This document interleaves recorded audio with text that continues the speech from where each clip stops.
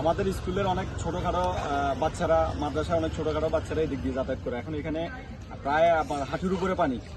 আমরা পশ্চিম বগুড়া বাজার সংগঠনের সদস্যবিন্দু যারা আছে সবাই চিন্তা করলো যদি এখানে একটা সাঁকো দেওয়ার ব্যবস্থা করে দেওয়া যায়, তাহলে অন্তত এই দিকের মানুষ যারা যাতায়াত করে তারা অনেকে আছে বয়স্ক, অনেকে আছে বৃদ্ধ, অনেকে আছে অসুস্থ, সবাই মোটামুটি ভালোভাবে আসা যাওয়া করতে পারবে এবং স্কুল এবং মাদ্রাসার যে বাচ্চা কাচ্চারা আছে সবাই সুন্দরভাবে দিক দিয়ে যাতায়াত করতে পারবে। সংগঠনের কর্মীরা সকাল থেকে বিকেল অবধি অক্লান্ত পরিশ্রম করে সাঁকোটি তৈরি করেন। আসসালামু আলাইকুম।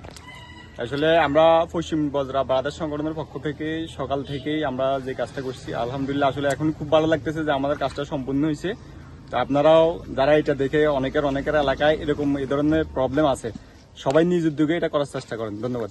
আলহামদুলিল্লাহ আমরা হাফা করে দিছি, এখন আঙ্গো কালা কাকা বৃদ্ধ মানুষ আইতে হইতো না, যাইতে হইতো না, কত কষ্ট হইতো। আলহামদুলিল্লাহ এখন আইতে হয়ে গেছে।